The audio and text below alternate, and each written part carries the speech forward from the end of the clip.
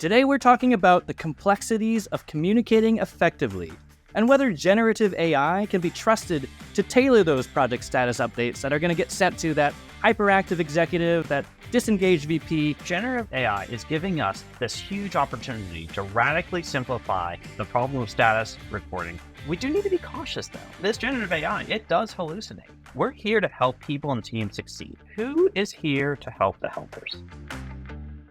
Joining me today is Devin Mahoney, a cybersecurity expert, as well as the founder and CEO of software startup QTalo.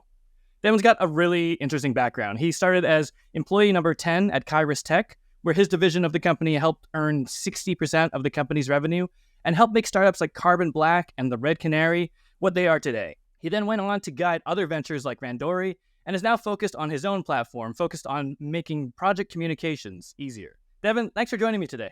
Galen, I'm so happy to be here. Thanks for having me. As part of your research for your product, which is focused on project status updates, you've talked to like 200 project managers about status reporting and other project communications. What is one of the most salient and forefront pain points around status reporting that people just keep coming back to in all your conversations? I've spent a lot of time thinking about status, and there's two major pain points that we hear about over and over again. The first is tool sprawl. Project managers are going through a ton of tools to get the insight they need for these status reports and everything else. They're looking through Jira, Asana, Notion, but they're also looking through Slack and email.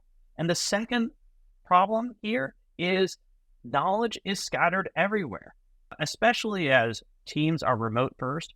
All this knowledge is in all of these different tools. And these are the huge pain points that we're seeing about creating status. I was just kind of like back up here.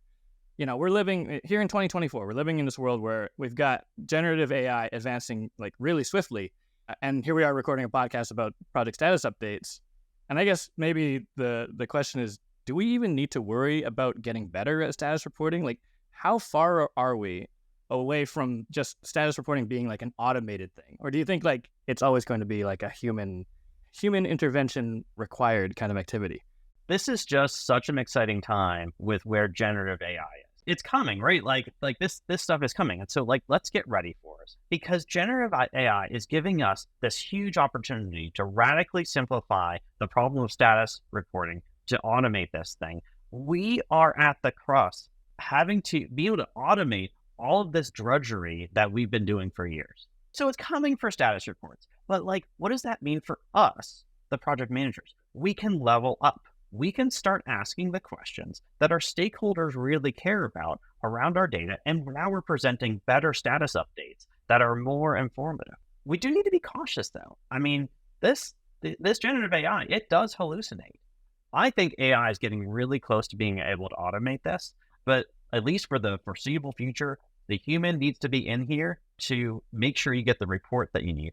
But more importantly, the project manager needs to know what good looks like. It's not just creating the thing. It's knowing that when it is created, it's the right thing and they can push it forward. At time of recording, the working title for this episode is 50 Shades of Red, Amber, and Green, which is our tongue-in-cheek way of saying that project status reports can mean a lot of things to a lot of different people, depending on where they sit within your project. And one of the things that your company is doing, QTalo, is helping project managers understand how to send the right message to the right audience. And I was wondering, can you give some examples of different kinds of stakeholders and why a project manager might package the same message in a different way to make their communication a bit more effective? Project managers actually spend a lot of time doing this.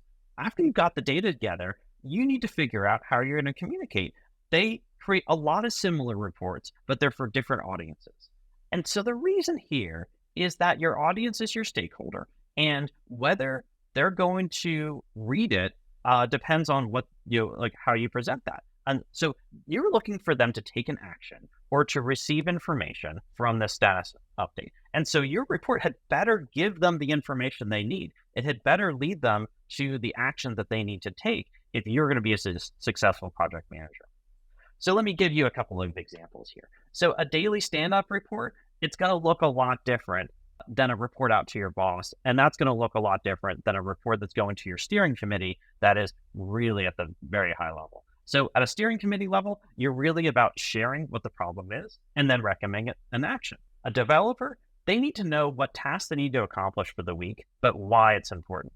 And then your boss, you're more focused maybe on staffing and giving them the context for the project that helps them guide the resourcing that you're asking for in order to accomplish this. And the language and context for each of these reports is very different. Project managers are leaders. We are leaders. We provide our leadership is through these status reports and giving people the right actions with the right information. There might be some folks listening who are like, I don't do that. Like, my status report is my status report. I'd create one. Like, why are you wasting all this time, like, tailoring for all these different folks? Like, isn't that kind of the opposite of being strategic in the sense that, you're spending all this time reshaping the same data into different words for different people? They're like, I'll just send it out. Like, I'll just send out one status update. That's all I do. But clearly, like, tailoring is sort of the thing that underpins like your mantra in a way, especially with QTalo. I just wondering, like, what are some examples of some of the chaos that tailoring your communications can help avoid? When you're thinking about the messaging, if you send out the same message to everyone, the raw status, it's very similar. But each of these reports really does have different goals and different communications needed in order to accomplish those goals. And so, like, let's take the C-suite. When we want them to be involved as little as possible, they should know that things are going the way that we're expecting it to go. And if we have exposed every little bug and potential problem to that high a level, they wouldn't know what to focus on.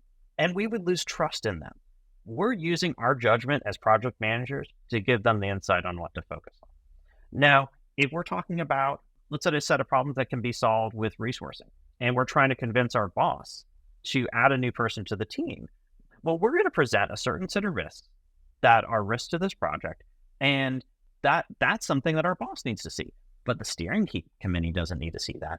The developers don't need to see that. We are avoiding a lot of chaos that gets around mixed messaging by directing the message to the goal that we want to accomplish. In some ways, I'm like, yeah, that sounds strategic. But to another person, that might sound sneaky. Like what is your take on like the sort of ethics of, being very selective about what details you're communicating to whom?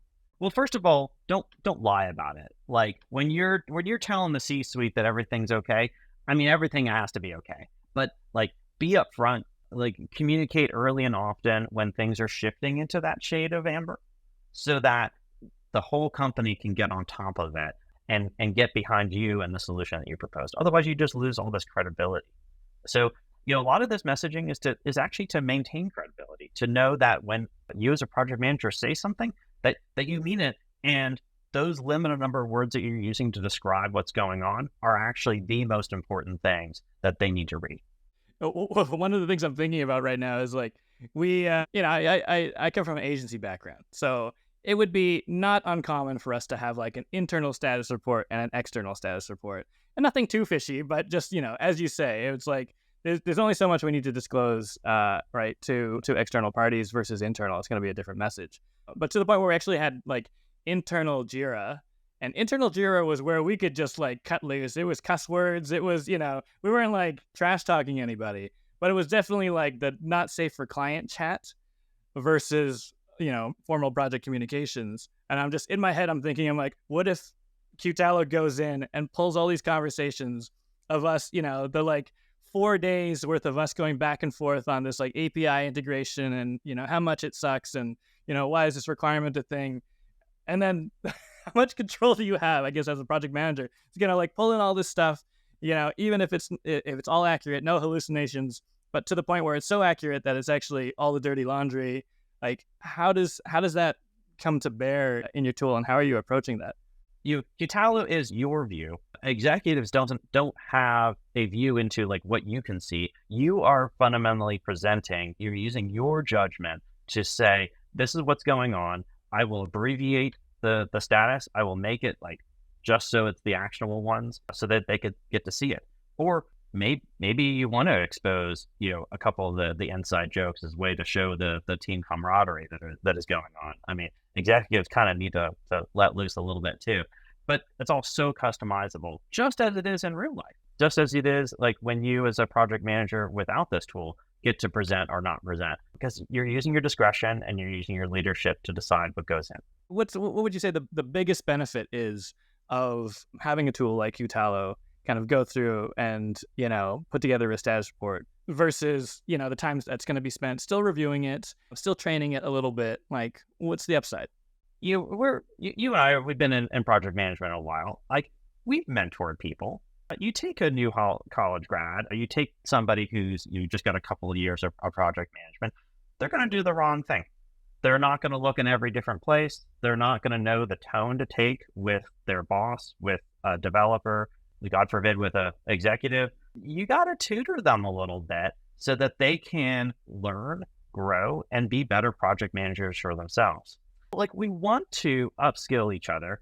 And so I think there is this desire to not just keep our heads down and just do our job, but to look for ways that we can do more.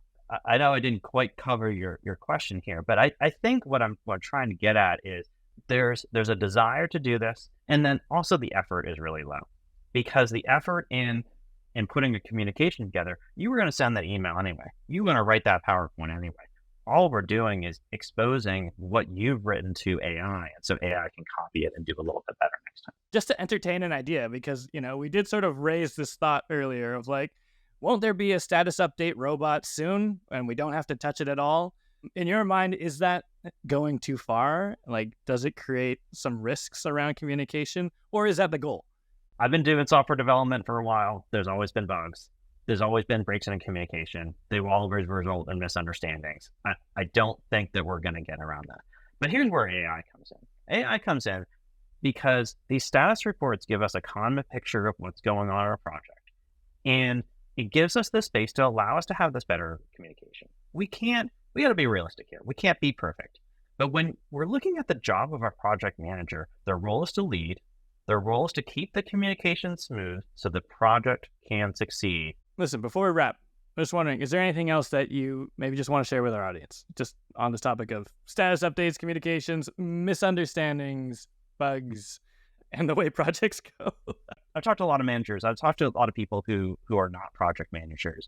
And the one thing I want to express to all of them is project managers, we're here to help people and teams succeed. But who is here to help the helpers? Project managers, we get overlooked when things go right. And so we're not always given the tools that we need to work more effectively. But I'm personally excited about how AI can help us create these tools and help us solve this problem. And an investment in an effective tool for a project manager, it pays dividends through all of the teams that they help to support. Devin, thanks so much for hanging out with me today. This has been a lot of fun. I love what you're doing, and I'm so glad to have you on the show. Galen, thanks for having me. This has been so much fun to talk about this.